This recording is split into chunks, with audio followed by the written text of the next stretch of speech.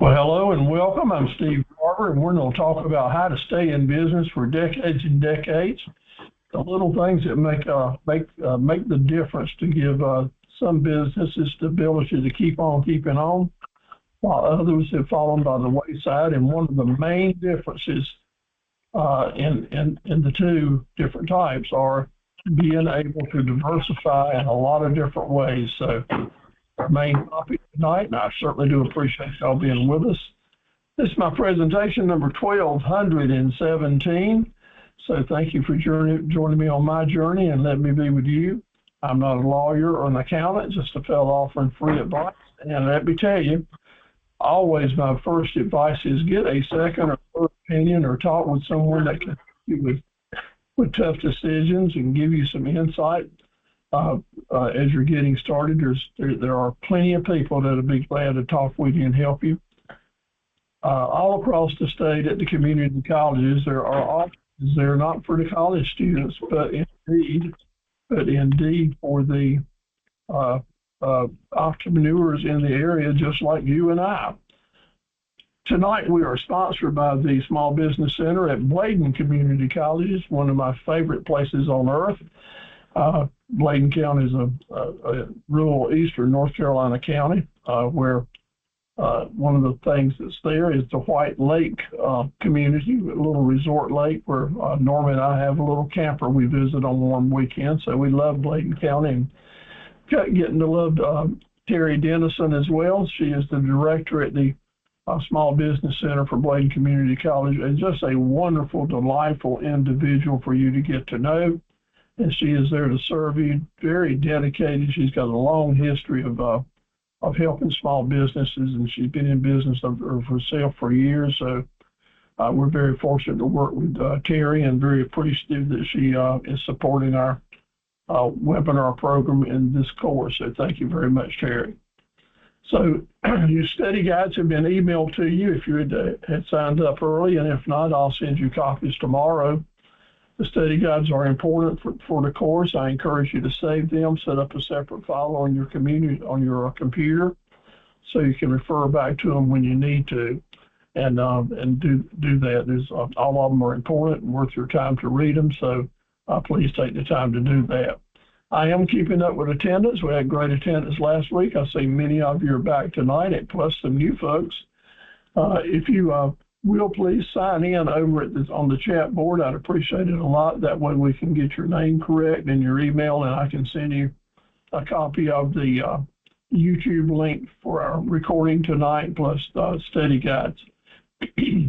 Also in the chat board is where you might want to ask me to send you additional information, make comments, chat with each other, and where we can answer questions as we go along tonight.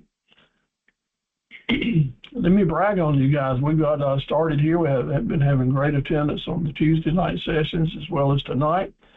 Charles Nixon from Edenton joined us Tuesday night, and he's got a business been going on for a number of years. He called it Charlie Brown's Treasures, online sales of different items. Glad to see him do it. So I will be making comments as I get information. You guys try to make some helpful hints. And I will encourage you, as other instructors do, to market and advertise, and Facebook is indeed a great place to participate. But I want you to note here that Charles is doing a good job with his marketing, such as that. But on Facebook, it'll tell you how many people are following your ads and following your presentations when you make any comments at Facebook. Charlie's been around a while with Facebook, but only has 13 followers. So next week, I'm going to focus on trying to give you a real good information on how to boost the number of followers you have, because you can have up to 5,000, and I'd like for each one of you to have 5,000 followers, and you'd actually see your business start taking off if you can. So thank you, Charlie, for the information. Edna is with us tonight. She's an Academy Master 1 Associate. So glad to have you back with us tonight, Edna. Thank you. Monsina James joined us as well. I hadn't been able to share information back with Monsina. I think I found her on Facebook, sent her some questions, but maybe she'll answer back so we can get more information about what she's doing. Johanna Ramis is in Mooresville, and she is certainly a dynamic individual, very active with her family and sales and things like that. And she has glitz design that she works on to sell different types of products that she buys and fixes up and decorates and bedazzles and things like that, and sells them as special gifts for folks. So proud of her because she's certainly a dynamic individual and looks like got a world of talent. So glad to be working with Johanna. She is doing something that we all need to remind ourselves we need to keep in mind. If you're going to be in business and selling products or services, I want you to keep in mind that seasons make a huge difference. Seasonal sales make a huge difference. It's a whole facet, a whole group of marketing specialties that I want you to be aware of, because every season brings on different opportunities to excite people about doing business with you. And when you welcome that opportunity and you include it in your marketing, it makes a world of difference. Johanna also is, with her crafts, is into the pop-up business, apparently going to different sales, and she promotes those at her Facebook. So I'm really proud of doing her. But let's go back now. As great as her presentations are, so far she hadn't been able to get but 21 folks to like her ads and have 85 followers. I want to see that 21 turn into 5,000, and when it does, she will see a tremendous opportunity to sell a lot more products and such as that. And again, next week we'll focus on how to make that happen. Marquetta's been with us several times from over at Mint Hill. I'm not quite sure what business she's in, but as soon as she lets me know, we'll let you know, and we'll go from there. Carolyn Johnson in Graham, same situation. She's a very active lady. We look forward to working with her. Ed Romero is in Albertson, which is over close to Goldsboro. He was with us last week.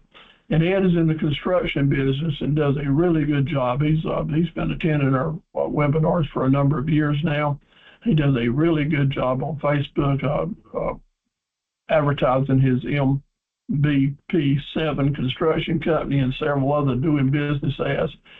He's actually got a team of employees, so Ed knows what it's all about to have to meet payroll and put up with the stress and to stay busy and keep finding work to do to keep your family of employees business. So thank you, Ed, for being a great entrepreneur and for hanging with us here at the Academy. So excited about meeting Nikki Harvey, and I want you all to visit her Facebook page. I'll send you some links to it. She operates as Nikki's Sweet Treats, just a really sweet individual, no doubt about it. Has great presentations. She does baking from her home kitchen and is trying to learn how to sell her products. She's come up with some good menus, good pricing. So looking forward to helping her move forward with the business. Really excited about folks working out of their house doing baked goods. Big challenge here, a lot of responsibilities and things that you have to do just right. But she's taking great pictures and doing videos, really good videos. That's why I want you to find her on Facebook, Nikki's Sweet Treats. Make a note of that. Indeed, you might want to order some sweet treats from her for the holidays. And she's doing a good job of making things happen. Her phone number in Tarboro, over there where Edna is, also is 252-545-5925. And if you'll send me the information about your business, I'll do all I can to help you here, not only during the programs, but we'll put up your ads also at the Academy's Facebook sites as well. Sonia, good to have you with us tonight, as always, as an advanced associate member. She roofing contractor. And Sonia, you've been promising me to send me some videos and I got some brochures. So I want to see that so we can share them with everybody, okay? But thank you so much for being a great Academy member. We appreciate you. Thank you. Yeah, Jasmine Bayford in Payson has a cleaning service, and she's just getting started, but she's really working hard at it and going from there. And I'm just seeing that Marquette has just joined us. We're just speaking about you, Marquette. Thanks for joining us tonight. So life-changing cleaning services. Now, a life-changing cleaning service, I like that title. and she's doing a good job getting images up at Facebook of before and after pictures and such as that. But again, here we go. She got a great Facebook presentation, but only 120 followers. Now, 120 followers is a heck of a lot better than no followers. I agree with that. But indeed, if we can boost that up into the thousands, you can just imagine how much more exposure that you get when you make a post. So thank you so much for what you're doing. Great imaging, and I'm real proud of you. She's also come forward with a mission statement, not quite a mission and vision statement, but getting close. And I really like what she's doing. She also is moving forward with something I want to encourage us all to look at, and gives us the ideas, and go ahead and encouraging people to do business now. This is called a call to action. So you offer incentives to get people to do business with you right now and move it forward. She's also doing a good job with videos. I really think in all the years I've been doing this, this is the most number of people at the beginning of the class that have already started doing a good job with their videos. So congratulations for that. And I'm sure it's going to help you a lot. Hey, Rebecca, I want to give you a hand and thank you for working at the polls this week. Rebecca is with us. She says she'd rather just be called Becca. She has a long history of service to the communities and people and such as that. Military veteran and wonderful lady, a lot of education over in Beulahville. So she's right in the middle of our territory. Genealogical psychologist within Geology LLC. Becca, it's good to have you with us tonight and allow me to talk about you a little bit. We've shared a lot of information during the last couple of weeks. She's given us pretty much a definition of the type of work that she does for folks. And in just a minute, Becca, I'm going to give you an opportunity to say hello to everybody if you'd like to. So appreciate it. And indeed, we're going to get to call her a doctor because she indeed has her PhD and well-studied, good credentials. She's putting together her business plan, not formalized yet, but getting her thoughts together. And certainly appreciate that and appreciate you sharing it with us. Actually coming up with maybe trying to get together with a menu and the services and rates and such as that we can determine if we can actually make some money in doing this work. So really appreciate you being with us. And Becky, you want to say hello to everyone? Hello to everyone. I don't know what else you want me to say. Oh, well, by golly, you just say you're glad to be here. Well, I am glad to be here, and I'm glad I have the opportunity because of, not being able to make it on Tuesday. There you go.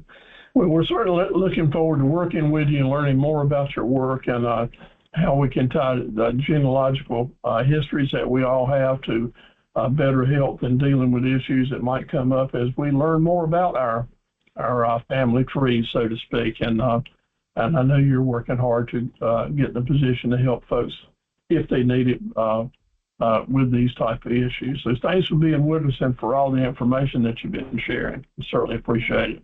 And thanks for all you do, too. Okay.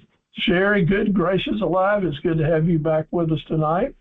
Well, it looks like that maybe you came and left, but at any rate, so glad to have you on board, aspiring author who has recently sent me her last 2 chapters that she's been working on. I hadn't had a chance to proof them for her, but I'll be glad to do that. She indeed is a great young lady and was our first in class during our last semester. Kelly, all right. Kelly Gay is over in the mountains in Tryon. She's in the real estate business and the soil and water conservation. Thank you so much for being with us, Kelly. Looking forward to trying to help more people find you so you can help them buy and sell more real estate. I know that's a tough business to be in, but thank you so much for what you're doing. I want to really say to you how much I appreciate your photographs. I saw at Facebook, and I'm using one of your sky scenes. Looks like a mountain sunset here that you used as the background for your work at Keller Williams. So can keep up the good work, and we'll try to send some more customers your way. Got her phone number and email address up here. You can take your screenshots tomorrow when I send you the video. And if you're after a good real estate deal over in the mountains, Kelly's ready to help you move forward. Thank you so much for all that you're doing. Sarita Sampson is our Senior Academy member doing design work and virtual assistant work. She does all of our certificates, so thank you, Sarita, for what you're doing. Now we got a very special fellow with us tonight. Jerome, it's good to have you on board with us. Can you turn your video on where you are if it's convenient? Everybody can get to see you. Jerome joined us last week, and we haven't actually met in person, but we've exchanged some information with each other. So he is the Honorable Jerome Myers, the mayor of Clarkson, North Carolina, a wonderful, sleepy little town over in the eastern part of the state, and I think in Bladen County. And so certainly glad to get to know you, Jerome. Last week when I asked Jerome how he was doing, he said something to me that just kind of rocked my rock. He says, I'm blessed and loving life. And that just hit me like, that is a great mindset to have for all of us. And Jerome, I can't tell you how much I appreciate that. And I just took that, studied on it a little bit and said, I don't think you'll mind if I just share that with everybody I'm in contact with. So I've been trying to do that. There he is. Hey, Jerome, good to see you, Mr. Bear. How you doing tonight? Turn your mic on there. Okay, your mic's not working, but you have to hit something. But anyway, we can see you good, so good to have you. Everybody give Jerome a clap. He's congratulate him for being mayor in his service. He's also a veteran, but I can already tell that gratitude and thankfulness is a part of your life, and it certainly are good traits for all of us to try to have, and we're certainly proud of you and look forward to working with you. And if you decide to go forward with that tires and brake shop, I'm a fellow that can help you. I had shops through the years, so we know a little bit about what's going on. But your mic's not on yet. If you can figure out how to turn it on, you can say hello to us. No. So sorry, the mic's not working, so if you get it working, let me know, okay? All right, you got your street smart skills. It's in your study guides. How about keeping an eye on those? Look at them as you go along. See if you can master those. Add them to your tool belt, and it'll help you win some certificates and make a whole lot of money as we go along. You attend 5 classes or more, you don't automatically qualify for a achievement certificate. You do some homework assignments, send them on in. Maybe you can graduate from the course and become a member of the Academy, and we'd certainly love for you to do that. The more you do, the more certificates we'll send to you, but it's all up to you, but no pressure. Just attend if you want to. How many of you have ever heard of Nathan's Famous Hot Dogs? If you have, just give me a yes or a no over in the chat board. You ever heard of Nathan's? For the long haul, we're going to talk about Nathan's tonight. Over in chat, if you don't mind, let me see some yes and no's over here. Of course, I have. Becca said, okay, Nathan's. I didn't know I'd heard of them till a few years ago. I'll tell you a little story about that when we get to them. But yes, we'll talk about Nathan's a little bit later on tonight. Beginning small business is challenging. It's exhilarating. There's a lot to do. But it can be a tough road to hoe. There can be a lot of bumps in the road. And some businesses make it year after year for decades and decades, and others just can't make it but a few months or a year or so. There's a few things that set those businesses apart that do make it, and that's what this series is all about. I feel like I'm qualified to do it, and our directors did too, after 66 years in business. Going through lots of changes and such as that, losing my dad and taking up the business and keeping it going and being able to sell it not only once but twice. And now working out the transition for a new young couple that I think is going to help it go another 66 years. I've got the experience. I've got the heart. I know what it's about, and I'm glad to share this with you. When we got started, I was 12 years old, and basically back at that point in time, farmers were trading in their mules. We started in a tractor business when a lot of farmers got their first tractors. At 4, 5, and 6 years old, this was the tractor on our farm, or one like it. When we started it up, we used a hand crank to get it going. And then all through those years, through those 60 years, every year or two, we were adding products. Innovation was coming on, and we were trying to add products so we could start growing our businesses. We were one of the first center pivot dealers in the state. In the 70s, we added material handling forklifts. We were the only farm equipment dealer in probably the Southeast that also was a major material handling equipment dealer, and it really mixed in well as our farmers started handling produce in boxes and needing forklifts to handle those. We also added several product lines, including Kubota, where they had wonderful construction equipment. So we added those products to our line, and then that led us right into leasing and rentals, which is a kind of a business in it of its own, which really helped us out.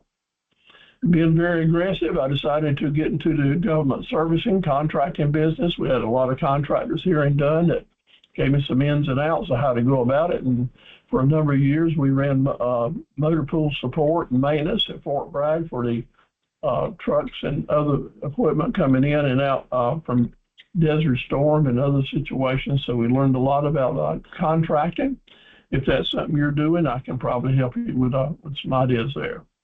But our main business was always, and still is today, selling farm equipment, implements, and such as that. But the business went from being a dealership, a bricks and mortar dealership right here in Dunn, to moving it all online, where that we were able to get direct shipments from our distributors to the customers, and therefore I didn't have to have a dealership here. So marketing, internet marketing became our lifeblood, and we learned how to do it well, as we're still doing it today with lots of different profit centers that we're selling. But if you don't sell nationwide, or if you don't sell statewide, you got to figure out how you can get the best shipping situations for your customers and be able to have them to be able to pay you easily, so you can go ahead and get your money in. At that point in time, we learned that the diversification to have a lot of profit centers was the key to our lifeblood, was the lifeblood to our business.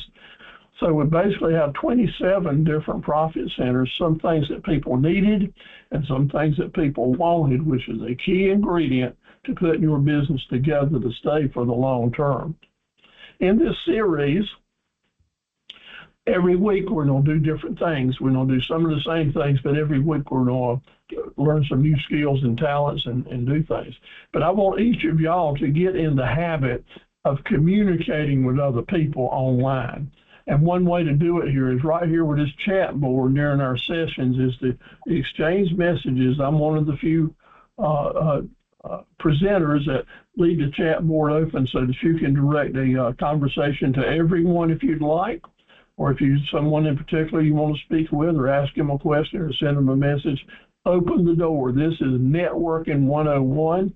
If you haven't ever done it before, you'll find it very, very interested and friends. So make new friends here. We got some great people with us tonight, as we do on every week. Sonia, I know you're a good one with communicating with everyone, and so please take that to heart and make it happen. Ask questions, share each other, remember names, share your email addresses, communicate, create an associate. The mutual helpfulness in the academy is what we're all about. So make that happen with your goals, tasks, and such as what. The more you can share, the more you can learn with other people, create relationships. That's a big plus for you to do that. Artificial intelligence is on the news every day now like it's never been before, especially since huge corporations like Amazon and others are saying they're laying off thousands of people from their businesses because they're going to replace them with AI and robots. That's a pretty amazing things that's been happening in America during the last few months related to AI. And it is a scary situation. But I want to tell you now as your coach, I want to tell you now as your friend, there is some really good stuff with AI, and I want you to be able to take advantage of that good stuff and just don't close the door because you think it's all bad. And the very best way I can tell you to get kind of into it a little bit is when you go to a Google search page on your computer or your telephone and you type in a search term the message comes back to you. Up in the upper left-hand corner of the Google search page is a place that says Use AI. And if you click on that, you will start seeing how Google can respond in so many different ways and just amazingly fast, maybe to give you a different perspective or a different idea or a better way to do something, or maybe it will reinforce what you're thinking. But get into AI, my friend. Let me tell you, get into AI. So let me just ask you, I see that Becca just mentioned that she is doing a demo on that kind of stuff, so that's very, very interesting. How many others of you are trying to get an AI experience, at least on a weekly basis? Give me a yes or a no. I want you really to develop some AI skills, because once you get into it, you can open the doors to other things, and it'll make a big difference. And we'll show you how we're doing that some today. Okay, each week we're going to talk about a customer service issue. I'll try to drop an idea in, plant a seed for you. Customer service secrets, and I believe that one of the things all through the years in working with people, customer service-wise, maybe a really important ingredient is the ability to remember people's names, or to know people's names. And I'm at that age right now where it seems like I'm have a hard time to recalling a lot of names from time to time. And I've met a lot of people all through the years, as I'm sure you have. But we need to be able to recall them as best we can. And it's a two-way street. When we're talking with someone and we learn their name, we want to encourage you to repeat their name over and over as in the conversation. To two reasons there: to first of all help you remember, but also to let them hear their name in the conversation. There's no better sound to a person than their own name. So if you're just repeating their name to them every other sentence or every now and then, indeed, it sounds good to them, let me just tell you there, and it sets a good mood. When you have an occasion to wear a name tag, and when you're doing business and you're meeting new people, that serves two purposes as well. First of all, it lets other people see what your name is, and they don't have to ask. And as they come up to you, what you will be amazed of, a lot of people will come up to you and just say, well, hello, Kelly, it's good to see you. And tell you their name automatically, so you don't even have to ask them. So in the type of business that you're in, or the office situation you're at, or when you go out to be in a selling position, let me encourage you to get you can order these from Amazon, these little tags that go on your shirt or your vest or your coat or your sweater, and they got a little magnet on the back of them, so they just stick there, and you don't have to put pinholes in your clothing. They're very handy and very, very helpful. Depending on the work that you're in, consider doing that. Putting those name tags on is a two-way, very helpful street. So kind of got out of that during the recent years. I've noticed fewer and fewer places are doing it, but they really, really help. And if you're hosting an event that a number of people are coming to, like a committee meeting or a roundtable discussion, you go ahead and have some name tags there, and you be the leader. You start it off. You put one on yourself. It's not important that you have all the full names and titles. Just a Bill or a Jane or a Becca or an Edna just gets the mood started in a good way. That's a good customer service thing to do. So here's an example. So I went to AI. Here's where we are. I typed in wearing name tags, clicked all over here under the AI overview, and it just gave me really good information and ideas about wearing name tags. As a matter of fact, that's where they gave me some images as well. So this is how I used AI in tonight's presentation a little bit. The next topic we'll talk about each week is hospitality, because I want to remind you that 60% of the reason that customers will come back and do business with you is the hospitality factor. So you don't have to be in the restaurant business or in the cruise ship business or airline business or hotel business for hospitality to play a role with you. It works with all of us in all of our different businesses, because it's the simple factor of when someone's doing talking with you, doing business with you, do they feel comfortable? Do they feel important? Do you make them feel at home? Do you show them graciousness and such as that? And Kelly, I'll say to you right now, as I was looking at your presentations on Facebook, that graciousness just comes through. That just kindness just comes through. So keep that up. I was very impressed with your photograph and what you're offering and have to say, because hospitality will bring that customer back. Maybe you won't get the deal this time, but you'll indeed get the deal the next time. Having the welcoming statement like Jerome offered is indeed a hospitality builder, because it just puts people at ease and makes them feel good about talking with you, and that talking relationship is what ends up going to business someday. If we make them feel at home, then they'll come back to see you in good times and bad times. The greeting, always important. That first impression is super important. The greeting Jerome gave us, which I'll share with you in emails tomorrow, but it is very important. And I gave you I've sent to you a study guide about first impressions and greetings, and that is encouraging you to not be satisfied with a mediocre greeting and just okay greeting, because that first impression is the only time you'll get a chance to make it. And I want you to make an impression that's just not okay, but I like to use the word indelible. You ever heard that word before, indelible? That means it's something people will not forget.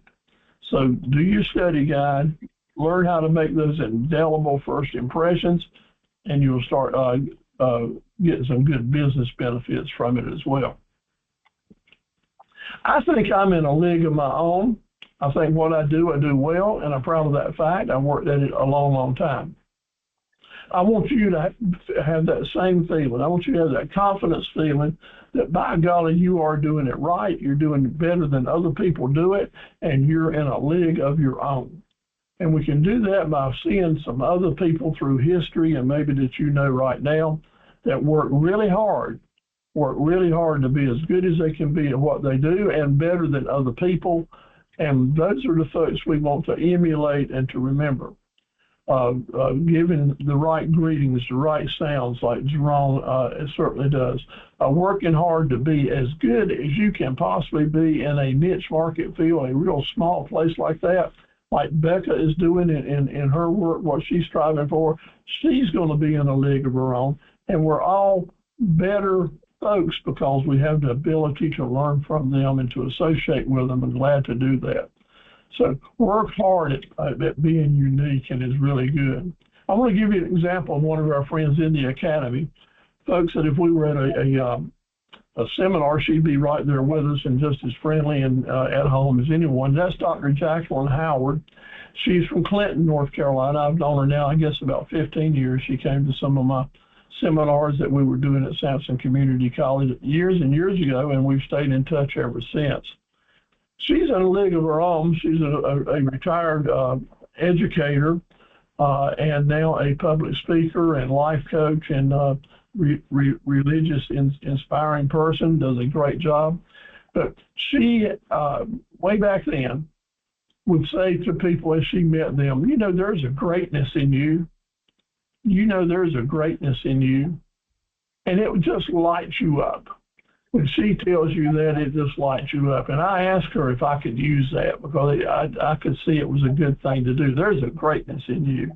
And she did, and I've used that many, many times each month, no doubt, talking with people and telling them that they are unique and they are special, they are awesome. So I want you to think about you picking up a saying that you feel really good about, that you share with other people as you meet them, especially young folks that needs encouragements and need to feel like, hey, there's a greatness in you. You keep at it. You find it. It'll be there. So Jacqueline Howard taught me to pass that on, as I'm doing right now.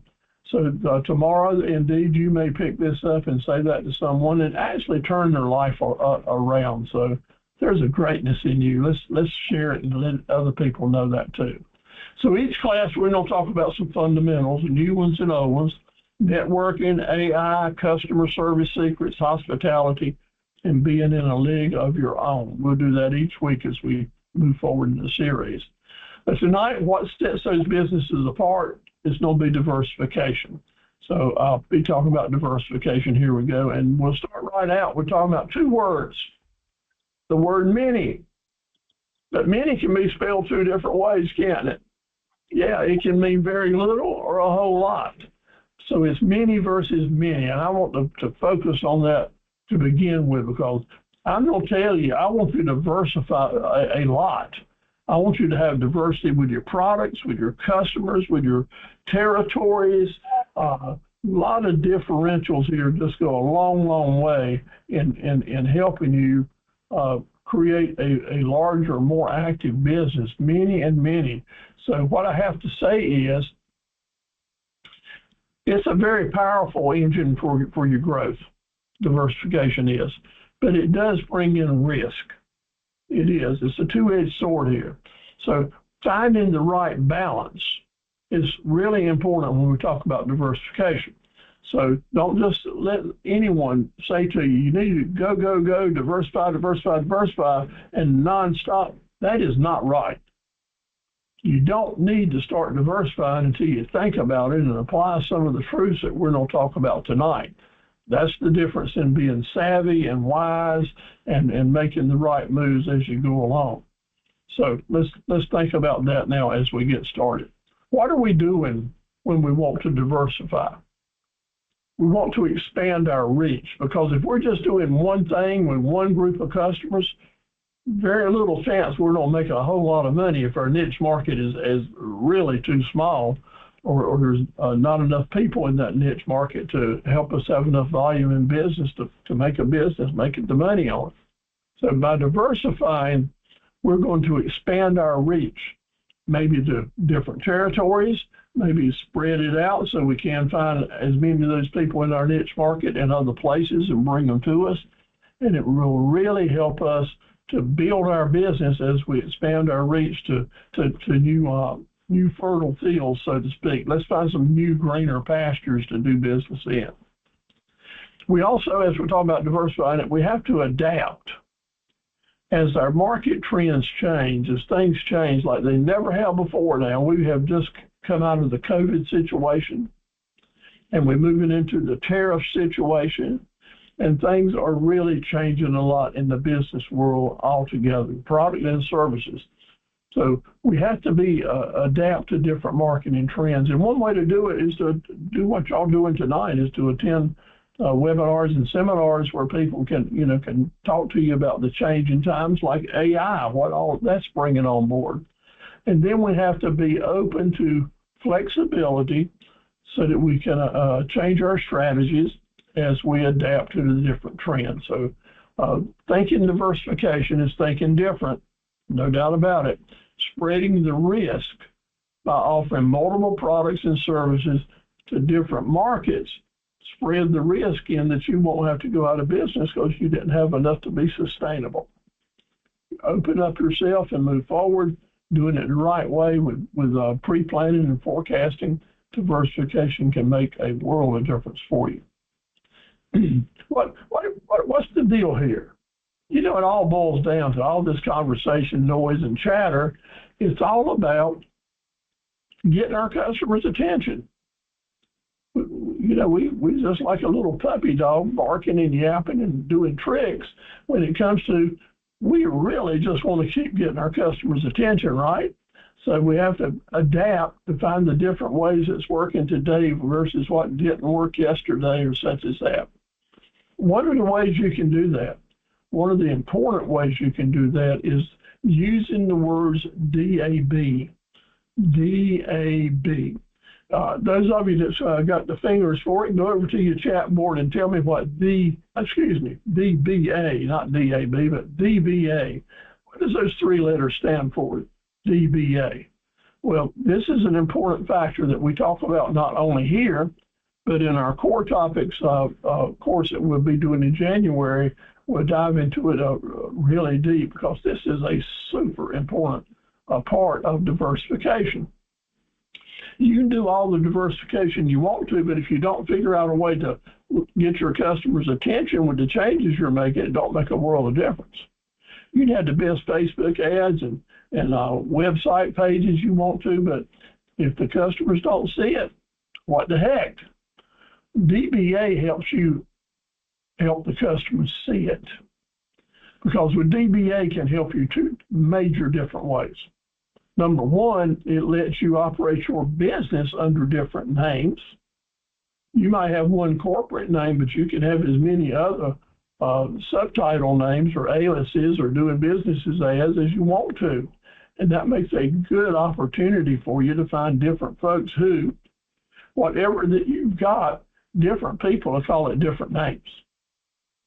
And as we're putting those search terms on the internet to help people find us, the more search terms we can put out there, the better off we are.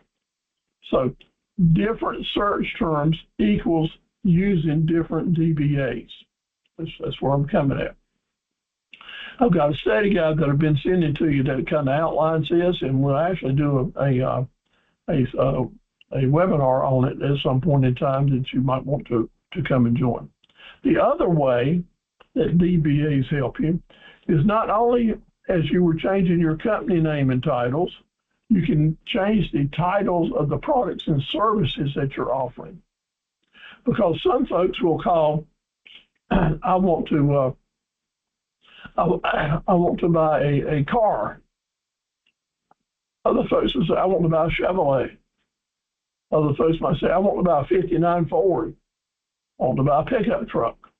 So whatever model and type you've got, if you're just advertising it as a car, then those people that just type in car, they don't see hundreds of thousands of millions of cars.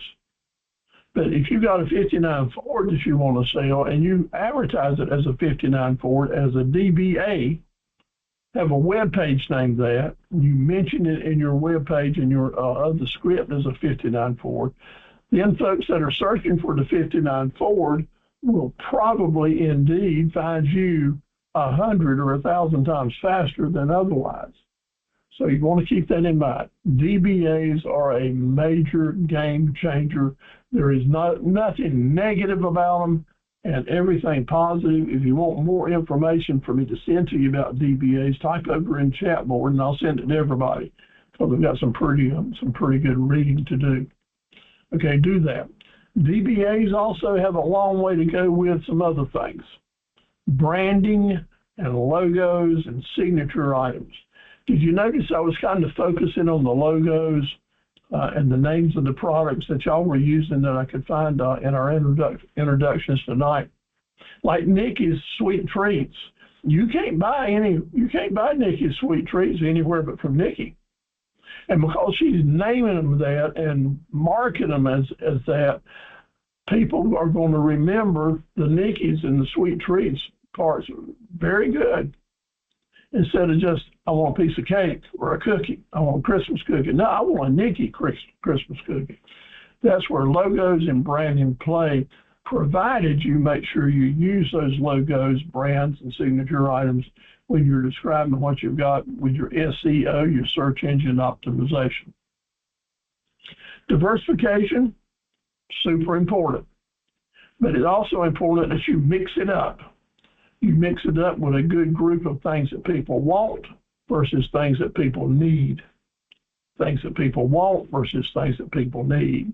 And if you will pay attention to the separate emails that I send you during the week where some of these subjects come up sometime, and I've come across something, I'll go ahead and send you some information on it.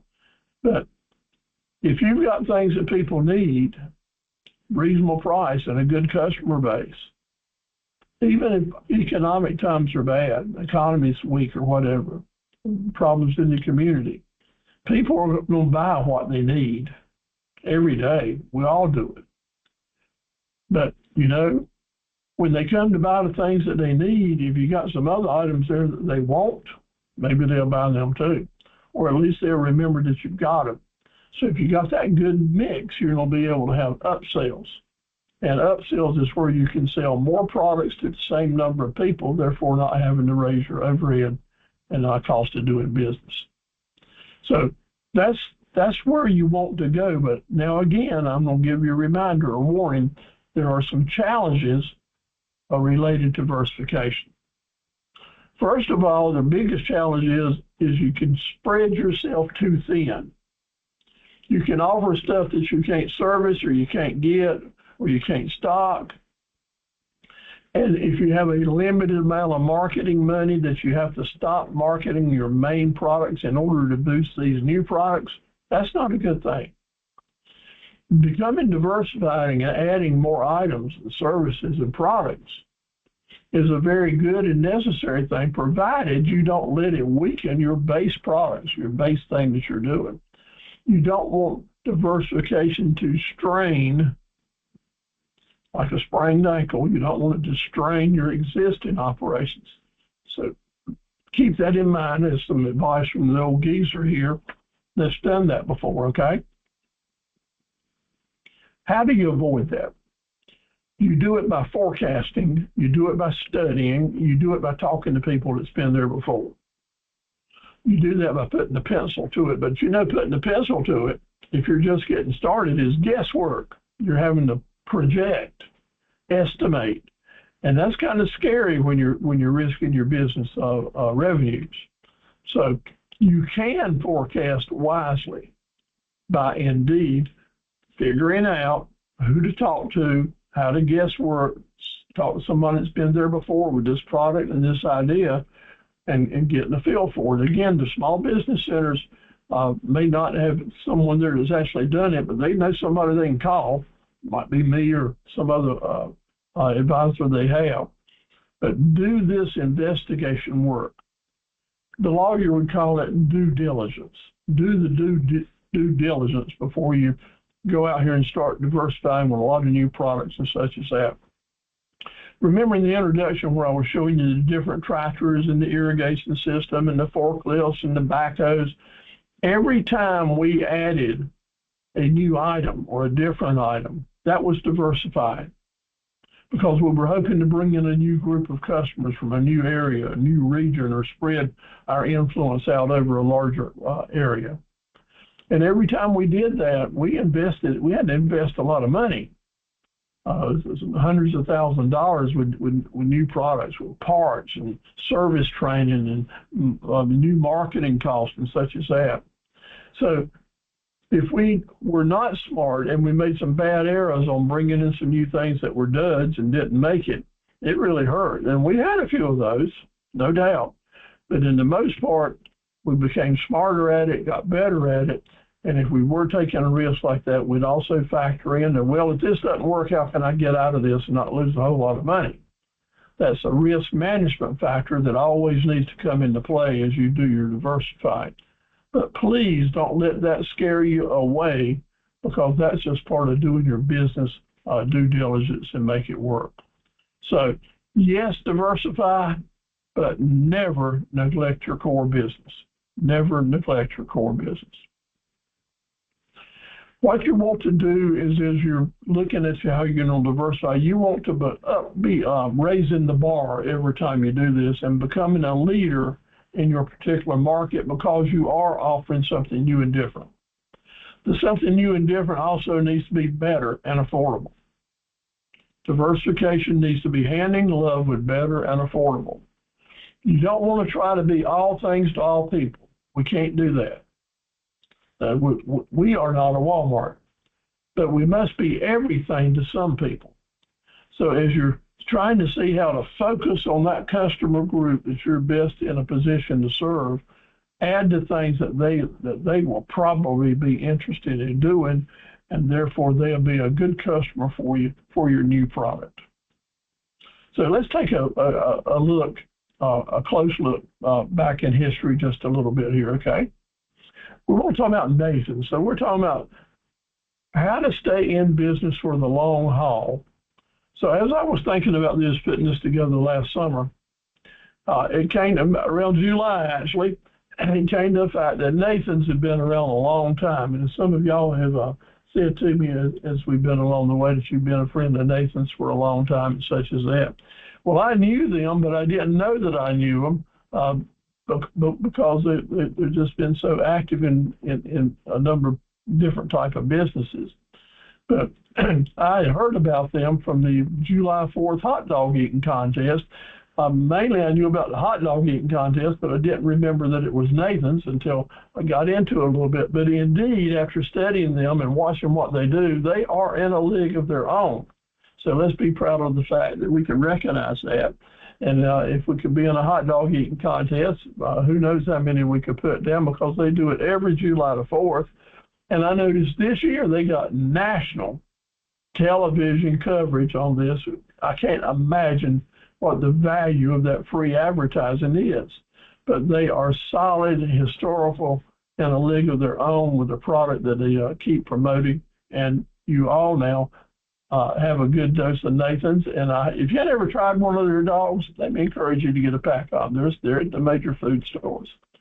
So every year they're doing their hot dog eating contest. Pretty amazing thing to watch, but it is. I think it's quite funny. It seems like the smallest, thinnest person sometimes eat the most dogs, no doubt. But this story started back in 1916. Nathan or his family members lived in New York City, and in those days you could go in New York City most anywhere and find a shopping cart out on the streets. If you wanted to buy lunch or dinner, you could go to a shopping cart and buy a 10-cent hot dog, and they were delicious, and they sold hundreds of thousands of them every day. Well, Nathan watched that business going on, and he decided that he could make the hot dog and sell it for 5 cents and make money. So him and his family got together and started making their own hot dogs and selling them on the street for 5 cents a piece, and just took the market. I mean, instant growth, and just took the market of those 5 cent hot dogs, and the growth has never stopped, to the point that now they are a major multinational company. You can buy a Nathan's hot dog cart if you want to, or you can go to a number of different stores all over the United States, including one at Myrtle Beach, is where I first found Nathan's at their restaurant in Myrtle Beach, and read the history, got interested in them, and bought their hot dogs, and I continue to do so. So they are in a league of your own. It's a good example of what determination, getting the right product, the right diversification at the right place. Even today, after 100 years, this is their restaurant at Coney Island. Still very active, still has a great big business, and do a really good job. So I want you to think about going over to chat and just making a few comments, if you would, about a business in your community or in your life that you think is in a league of its own. Share it with everybody on here, if you would. Name the business that you're interested in. If you think it's something that we ought to talk about on the program, give me a little more information about where to find them and such as that, and I'll be glad to do a little research and share it with everyone. The point I want to do here with you as your business coach, it's been a blessing to me to think about and be aware of now the folks in this area who have made it for the long haul, and to think about, to ponder what made them different. We all know some business that's been around a long time, but if we don't take it to the next step as a entrepreneur and increase our wisdom as to what made them different, then we won't be able to copy what they've done, to emulate them. Think about what they've done that made the difference. That's what this program is all about. Not me telling you, but you thinking about it and owning it, so that you can see things that you want to do in your business to emulate that and help your business to go a long, long way to go there. So any information you can send me about somebody special, let me do it. I appreciate that. I'm looking forward to it. But just over here in chat, you mentioned some businesses here that have meant a lot to you in your history and your growing up. Maybe some childhood things that have just, this was a place we went, and a happy place, so to speak, with my cousins or my best friends. The business was not about the money. The business was about, it was a place that I could go feel at home and grow and mature and become wiser as we go. So y'all talk about it over in chat and let me know what it was. Now, last week, Sherry was with us on Tuesday night, and she said that Walmart comes to mind. Walmart comes to mind with Sherry. So she mentioned that, so I did a little looking back. This is a picture of the very first Walmart, the very first one. It wasn't even called Walmart, and then it was a Walton's. And in 1962, 63 years ago, that's how Walmart's been around, Walton's was operating over in Arkansas, and it grew from there. It was a 5 and 10 store back that time. And it's just amazing how they have made it for the long haul. And I appreciate Sherry bringing it to us. She said that I love Walmart because they have everything that you can just about think about. And she said, I think they're going to make it for the long haul because they're strategic and creative with their products and the services they offer.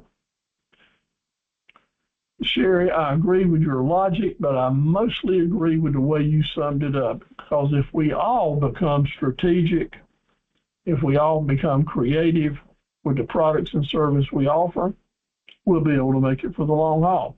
So that was great advice for all of us, and I appreciate you sharing it like that. Here's a picture of the first store. Looks like it's just in a little strip mall somewhere. Look at those old cars sitting out there. And then here, of course, we're all familiar with the new store logos and just how big they are.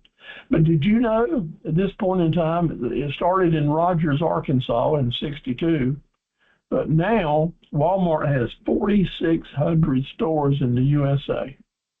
And then I was amazing to learn they have 5,500 stores in other countries. In other words, they got more stores in other countries than they do here, for a total of almost 11,000 stores. I'd say they're in a league of their own, and they're all about having the lowest prices. That's what their hallmark is, and that's what they keep telling everybody. So Sam Walton, congratulations, my friend. I know you've passed on, rest in peace, but your Walmart always has the low prices, and that's what people come for, and that was your hallmark. We congratulate you, and we thank you for showing us how to be a great entrepreneur. Thank you very much. So footnote here. Notice that Sherry, at a very young age, she chose Walmart. And notice that me, at a very old age, chose Nathan's. That is a good example of generational differences. Different generations are going to choose different examples of what they're looking for, what they're planning on doing. And as we move through this series, we're going to have a chance to see how generational changes make a lot of difference. The way we market, and it's part of the diversification that we need to be thinking about too, because as we are trying to diversify, it might be that we want to diversify from just something different than a baby boomer age to the younger generations. And sometimes that takes a whole different scope with different marketing. Next week or week after next, we'll be focusing on that and dig deeper into that as we go forward. Next week, it's all about customer relations. It's all about what do we need to do in our business, the way we're looking at the way we're doing things to build relationships with our customers that will last longer and longer and longer so we can stay in business longer and longer and longer. The little things that make a lot of difference. Yeah, we talked about customer service, and yes, we talked about hospitality, but it goes a whole lot different, a whole lot deeper than just doing that. So before I move forward, let me ask you if any of you have any questions about what we've talked about so far. Be glad to hear what you have to do. Appreciate all the comments over in chat. Any questions, comments? All right. Okay. As we think about diversification, sometimes right now it gets to be a sticky matter because there's fear involved. If we don't diversify, that means maybe we don't have to spend some money, spend some time, get to know some new people and such as that. And a lot of brand new entrepreneurs are not real excited about doing that. So I've got to encourage you to take this very seriously, because you got to be brave about doing these kind of things sometimes. Being brave don't mean you have to be ignorant or risky or such as that. But I'm saying right now, let's do our homework. Let's do the research. Let's talk to some people. So if you're facing some challenges related to diversification, different things you might be able to add, just drop me a note, drop me an email, and tell me what you're doing now and what you're thinking about adding, or what you're thinking about doing different, or ask me if I have some ideas that might link in, be a good addition for your type of business with products or services. I'd love to have that email from you, and I'll respond to it all that I can. No charge. It's confidential. If you want me to, I can share it with our Small Business Center director, and they may have some tips that'll help us as well. But be brave. Find that intestinal fortitude to move forward if that's what you need to do to get your business to the next step. Okay? Now, there's a chance that it won't work out.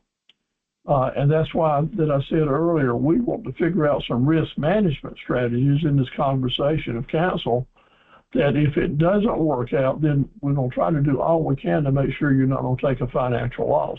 You can't get back your time you're invested, but indeed, if you're making investments in products, we'll try to figure out a way that those investments are as risk-free as possible.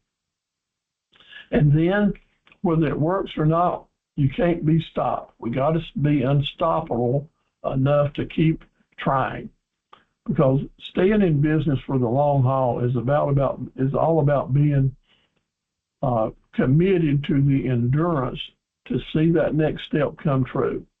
And when we get knocked down, to keep getting up time and time again. That's where we're at. So keep that in mind as you do that and hesitating to start, because other people have done it. Hundreds of thousands of people have done it. I've done it hundreds of times. Several times it didn't work out well. But you got to keep on keeping on. That's what we do, and that's why we have this class and this group of folks that are all about being dedicated to mutual helpfulness. No doubt about it. Okay, it's getting darker earlier, and it's getting colder earlier too, so staying with it is keeping your light shining, keeping your candle burning, feeling the warmth, knowing that other people are hoping the very best for you and want to see you work it out as best that you can. I want to tell you that we all have to charge our batteries on a regular basis. We have to be thinking about what's right and wrong and doing right by other people as we think about diversifying, no doubt about it. So let me encourage you to take some time to recharge your batteries, to concentrate on what you need to do. This week I was thinking about diversification and where I'm at right now. I've sold my major businesses, and now I'm looking to maybe new directions to go in.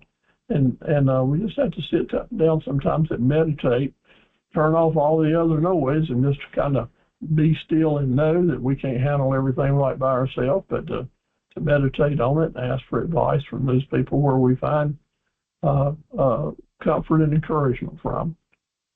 Let me invite y'all to do that too. Find some time on a regular basis, set aside, carve out some times that will help you have a thoughtfulness, a gratefulness, an appreciation, graciousness for all the blessings that we do have. And you know what?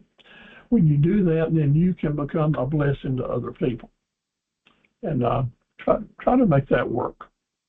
So thank you so much. I appreciate any of your comments. Turn your mics on. These courses, like this particular one tonight, we're able to wrap it up a little earlier, but it'll send you a lot of information in your study guides. Please take the time that you save, maybe not in class, to read those study guides that I send to you, because they will indeed help you make a lot better decisions as we move along. Okay, any comments? We're ready to wrap her up. Steve, this was I appreciate all of the information you give us, and you're just such an awesome person. I'm so glad that God created you. Thank you for supporting small businesses and entrepreneurs. Thank you, Sonia, and I'm looking forward to getting that info from you. Thank you, Jerome. I appreciate the comments. Arcata, good to have you with us. I saw that you came in late, and Sarita, good to have you with us tonight as well. Rebecca, hey, how you doing? I'm good. Becca, I hadn't had a chance to read your comments over in chat, but I appreciate your sharing, and I certainly will after we sign off. All right, like with the Walton family, good night, everybody. I love you. Hope you sleep well and have a great weekend. And we'll be back pulling it together next week with creating long-term, very good customer relationships. Y'all Good take night, care. boy. Good night. Good night, everyone. Good night, Edna. Take care. You too.